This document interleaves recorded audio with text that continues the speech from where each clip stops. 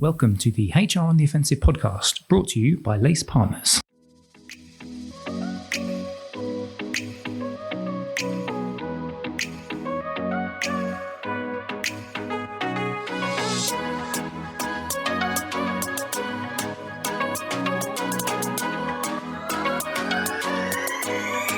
Good morning, good afternoon, and good evening, and welcome to the latest HR on the Offensive podcast. It's me, Chris Howard from LACEr Partners. Thank you, as always, wonderful listener, for joining us. Now, if you've heard some of the podcasts that we have been producing as part of our Employee Experience Revolution campaign and that we've released towards the beginning of 2024, you'll be familiar with a couple of the topics that came out around storytelling.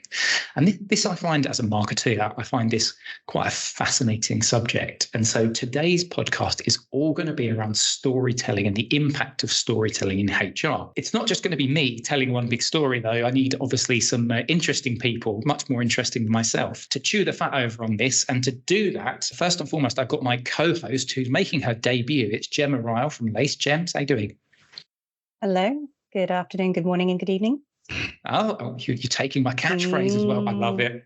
I love it. And we've also got Karen Eber. Now, Karen is an author. She's written a book called The Perfect Story. She's also, in her previous working life, she's worked for GE as a global culture and exec development leader. So, Karen, welcome to the podcast and thank you for joining us. Thank you for having me. Good day to everyone.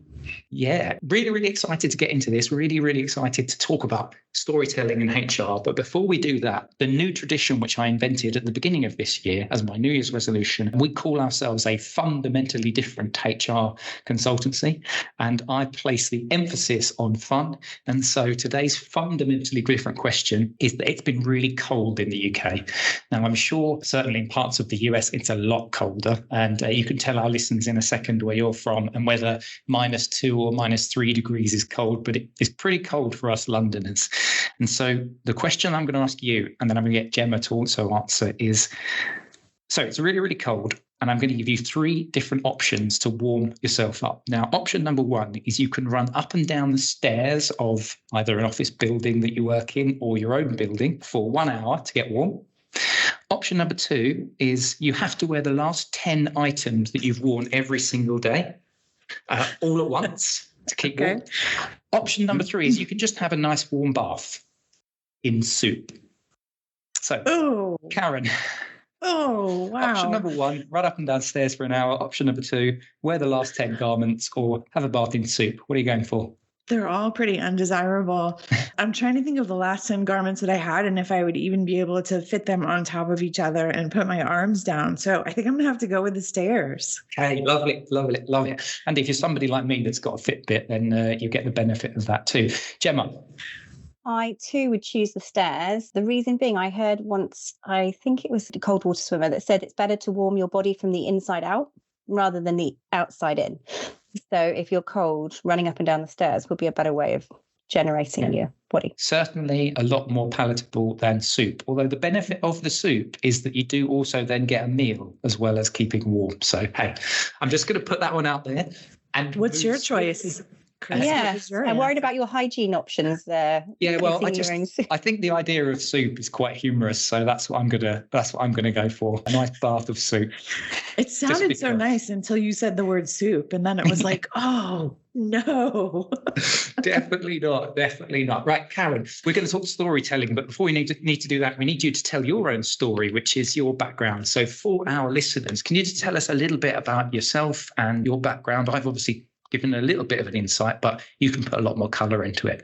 Sure. I like to describe it as sitting on both sides of the desk. I had a 20-year career in corporate, working in companies like General Electric and Deloitte, like you mentioned, where I was at GE. I was a head of culture in a business of 90,000 employees in 150 countries. And so I was always grappling with, like, how do you touch each person and have them think about what's important to them and what behaviors that they want to shape. And so after 20 years of helping companies think about how they build their leaders and teams and embrace storytelling, I opened my company, Eber Leadership Group, which does exactly that. We help companies build leaders, teams, and culture, often one story at a time. I did a talk that ended up on TED.com and took off, and that was on storytelling, what's happening in your brain, and that led to the book, The Perfect Story. And so a good portion of what I spend time on and my company spends time on today is how are you leveraging storytelling to be a memorable, effective communicator? Let's talk about the perfect story a little bit, because I'd love to get just a little bit of a 1-minuter, 2-minuter on why you decided to write it and the motivation behind it as well. And then I'm going to get fellow co-host to, I'll give you the first question after that then, Gem. I believe anybody can learn to be a great storyteller, and it's also not enough to tell a story. I hate this advice of tell a story, or when people say we're wired for stories, we're hardwired for stories, because we're not. That implies that any story that you tell is compelling and meaningful and interesting. And we've just all sat through so many boring stories that didn't feel like they were meant for us at all or that we needed to be there. And so I wrote The Perfect Story to help people recognize the way you tell a story makes a difference in the experience. And there are things that happen in the brain that we can lean into and harness when telling a story. They become considerations that can impact that experience. And so the book grounds you in that science and takes you through the process of figuring out the best story you can tell every time. In that, what I struggle with is knowing the right time to introduce a story, because sometimes it just feels like you kind of bring it out of nowhere and it doesn't feel right. How do you do that? How do you make sure that it's not just telling the compelling, the perfect story, but knowing how to introduce that into the conversation? My favorite moments are when you pull a story out of nowhere and people are unexpecting, you surprise them with the unexpected, because it is the unexpected that is perhaps the greatest attention grabber. What happens, I think, particularly in business settings, is we feel a little reluctant to share stories in general, but especially if no one around us is doing it. And so to then interrupt a discussion and contribute a story that is just feeling like it came out of nowhere can feel really odd, but it can be the very thing that's going to help shift the energy or create the mindset that's needed. I think the best time to tell a story is anytime. The key for a great story is that you're connecting it to your audience and making it relevant for the topic. And so that's what you want to be listening for when you hit that inspiration. You want to be able to take that idea, take that story, and make sure the audience you're telling it to understands why and they get something from it. But most often we don't tell enough stories. We can be leading and demonstrating what great communication looks like by telling them unexpectedly far more often. Yeah, if we think about in a HR context, the word empathy is such an important thing, and being able to tell stories that show that you've actively listened to a scenario and then you're turning it into a story in which you can relate to that, relate to the conversation that's taking place, I think is really, really important. If we look at that from a HR lens, and you and I, Karen, obviously before we hit the record button, we spoke, just before Christmas, as we're recording in January. And so just before Christmas, we had a quick chat around HR people, the fact that they're constantly dealing with change.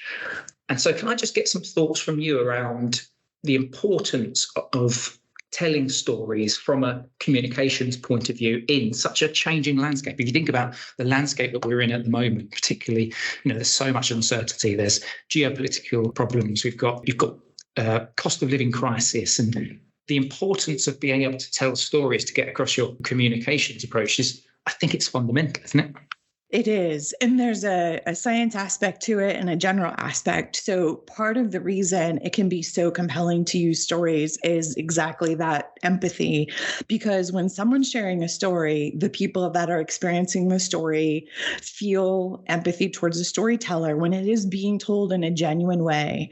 And it feels like the person is being vulnerable. And I don't mean they're sharing their most private details, but they are having the courage to share a story. We respond to that vulnerability vulnerability. It's just like you see a picture of puppies and you can't help but think like, oh, we just naturally respond to vulnerability. So as someone sharing a story, we feel empathy towards them. That empathy creates a release of oxytocin and dopamine in our brain. And this can't be commanded. It can't be fabricated. It's a true response to, I feel like this person is sharing something with me that makes me feel empathy towards them, but it also is starting to increase my trust towards them. It's almost this signal to the brain of this person feels safe to be around. And this is why when we have offsites and we get the chance to talk to people in a more relaxed way and we learn about them, we come away feeling that bond. It's because we've experienced these neurochemical shifts from having these stories, learning more about each other as people. So just the very act of someone in HR or a leader sharing a genuine story, it's going to increase the trust that people feel, which is so key in these moments where there are so many turbulent changes. The story is also going to help expand their thinking and potentially shift energy. So the story can be such a great way to help people recognize why we can't stay where we are, or to the point you made earlier, help people feel seen. We're struggling with record burnout and so many well-being challenges. Stories can help people feel like I'm understood and I belong and I have value. They can help create a picture of hope and what's happening. To me, this isn't a soft skill. It's a core communication skill that people can use to help just manage employees and navigate them through work to be in a better place. Can I just ask one question? You mentioned there about telling stories when you go to offsites and things, and it just popped into my head. So a little bit of a slightly different track. When it comes to hybrid work versus that in-person work and that collaboration type stuff, how much easier is it to be able to be a storyteller when you're not sort of face-to-face and interacting with that person and their reactions and things like that? Because is it easier? Is it more difficult? What's your kind of take on that kind of view that telling stories via the medium, we're recording now, you're in the US, Gemma's at home, I'm in the office, and you guys are 2D people, and as opposed to if we're having this conversation right now in person, how much more difficult is it to be able to get across that communication, that storytelling approach? I'd say it's less difficulty and more a different experience. When everyone is together in the same place, you can experience a feeling in the room.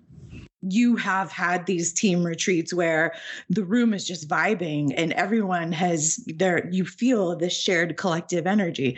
That can still happen virtually, but it just takes a little bit more work because I am in my home and there are people around me and pets and lawn care and all of these things that are adding distractions that when you're in a room together, you can minimize.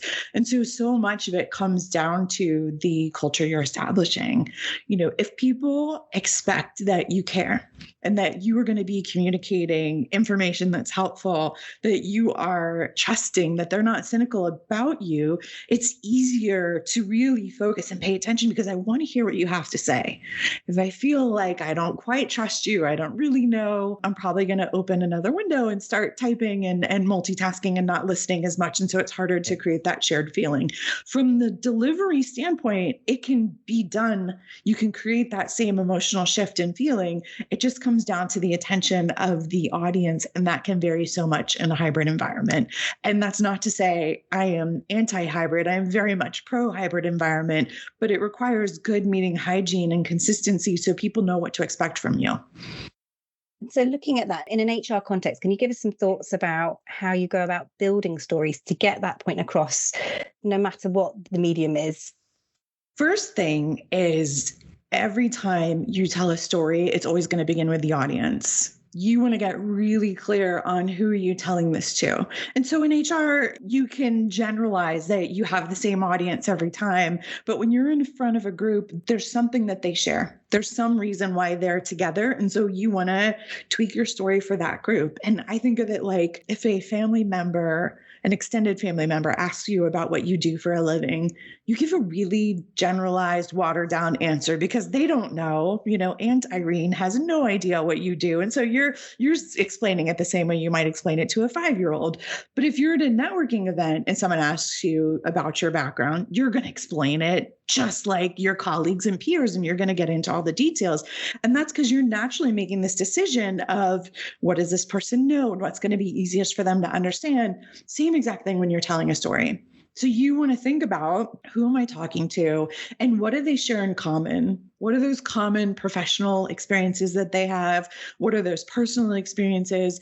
So much so that you can almost picture, if you were sitting across from one person in this group, who is that? Because when you're telling your story, you want the people to feel like you are talking directly to them. From there, you want to think about, what do you want them to experience internally?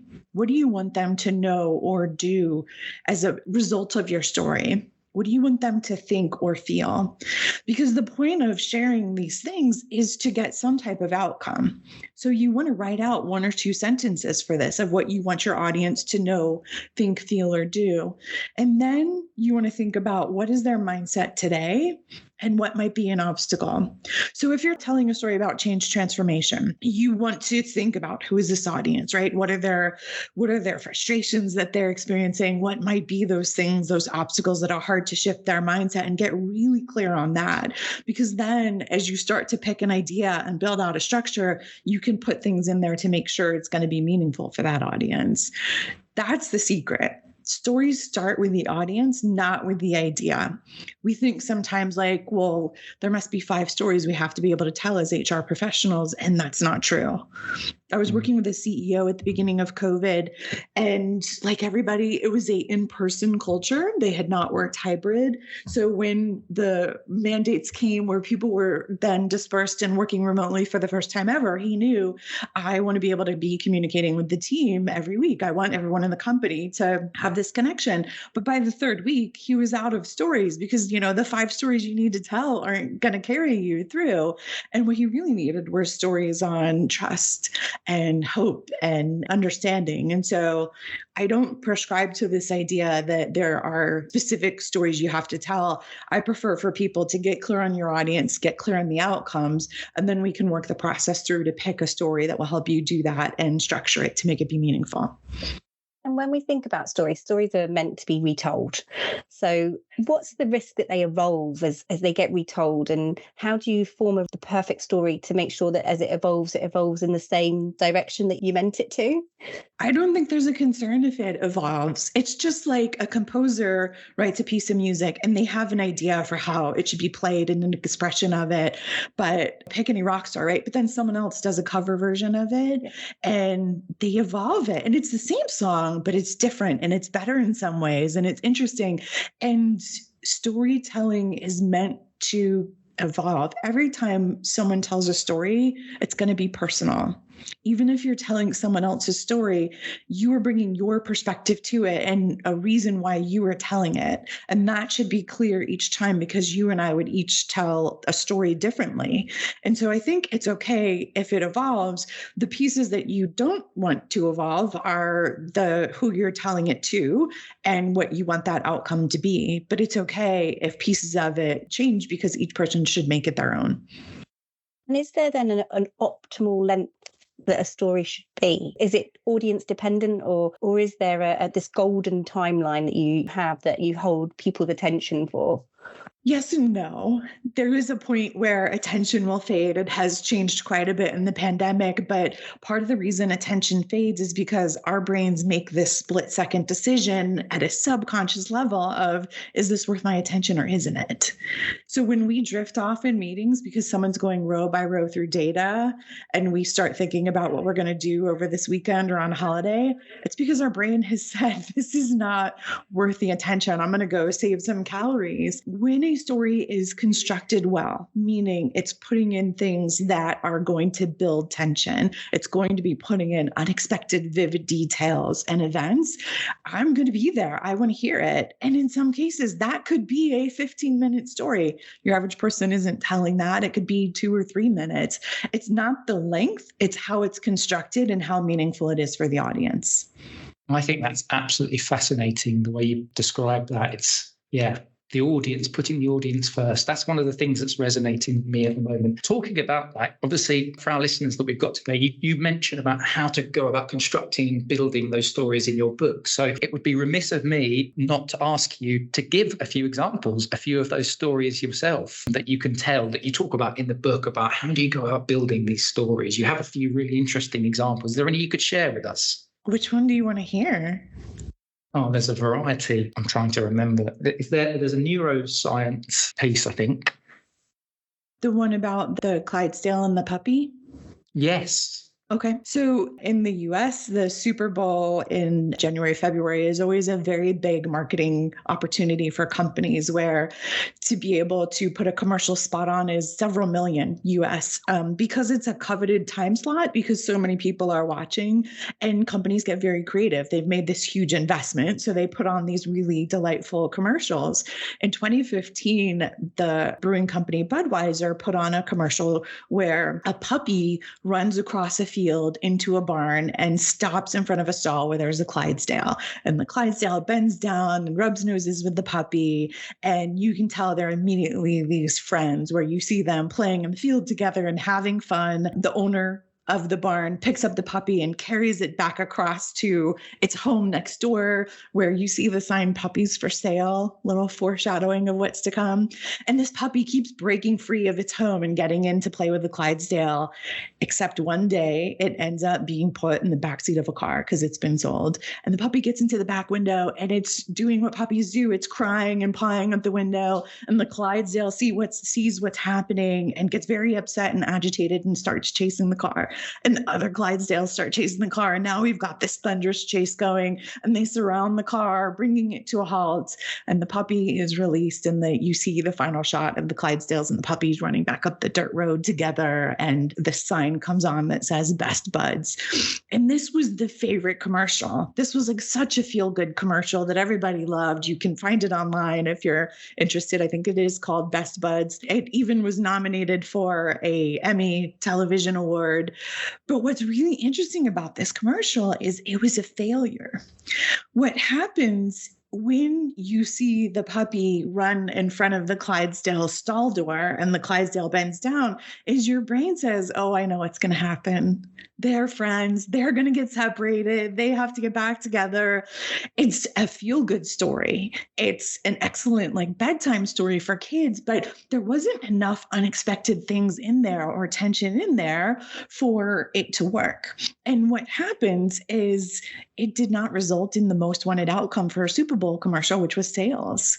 Mm-hmm. There's ways to actually measure when there is oxytocin that is being released, when someone is having this response to something and they are fully immersed. And what happened in this commercial is they did studies, and while people said, "This is my favorite, I love this commercial, it was so feel good, it was wonderful," the studies found that their brains did not. In fact, they predicted that the commercial was a failure before Budweiser even did. And it illustrates this point of it isn't enough to tell a story. We may like something, but it's not doing what we want it to do. The way you tell it is going to make a difference in the experience. And so that story was entertaining, but it wasn't putting enough of the right things in to get to the outcome that they wanted. Can I get you to do just one more? Is that okay? Yeah. So the one that I thought was interesting, because there's lots of companies, in fact, lots of friends that I speak to. And going back to your point, when you talk to family members or what do you do? And I say, I'm a marketing director for a HR consultancy. And that's kind of when I stop. And lots of my friends, I've had this conversation in the pub before where we've said, well, the company that we work for is a little bit boring. So my company is not boring, by the way. I'm just talking about people that say, I work in insurance, or I work in finance, or I work for this, I work for an entity. How can we turn what we are doing into an exciting story? So I'm sure there are people that are probably listening into this saying, well, it's all very well if you work for Lego, or if you work for Coca-Cola, or if you work for Budweiser to be able to create interesting stories. But there's an example that you give, obviously, about how to turn, I think, is it Tennant? Mm-hmm. Can you just elaborate on that for a minute for our listeners? Tennant is an industrial floor cleaning company. They often market their products and sell them to schools and big institutions where you have to be able to clean large building at scale. And cleaning products are not sexy to market. They're not the thing that are, providing the creative campaigns. what they decided to do was launch a contest for the unsung heroes in schools, the custodians and janitors who are keeping the schools safe and clean and allowing all the teachers and students and administrators to be able to have a wonderful experience. So Tennant opened up this competition where administrators would nominate the custodians or janitors from their school. They had to write an essay about what they contributed to the school, and they then chose a winner. Winning school and janitor both got money. And the first year they did it, the winning school, the custodian was Chris Cantor. He knew the name of every single child and administrator and teacher in the school. He had such success with the products that he wasn't spending all of his time cleaning. He was doing these special workshops over lunch with kids where they were learning teamwork. They were building birdhouses and making benches and working with tools and learning leadership. He went beyond just the day-to-day because he was able to maximize and make these huge contributions. So he was selected. He won. There was a wonderful celebration. He gets money. Tennant goes and calls each of the schools that nominated the janitors to thank them for participating. And before this contest, none of these administrators could have told you where their cleaning supplies were bought from. They had no idea. And as a result of those calls, 30% of them turned to sales.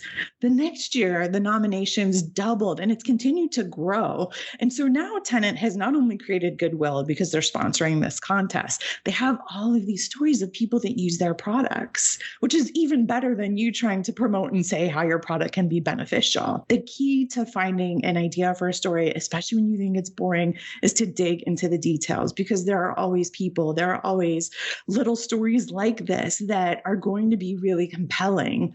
When you feel like there isn't a story to tell, it's because you have too blank of a sheet of paper and you need to put some constraints in place and ask yourself questions to dig into, who is using this? What are their challenges? What could this look like? Because there's always a story there.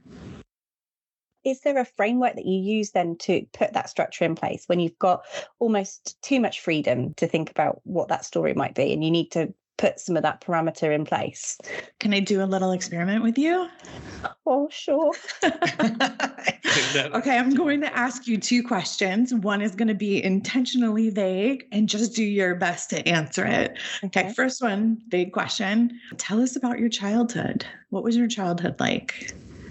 Very lovely, loving, fun, outdoorsy, adventurous. Perfect. We'll pause there. Second question. What sound or smell reminds you of home? I don't know. I'll jump in and I can Sure. Yeah.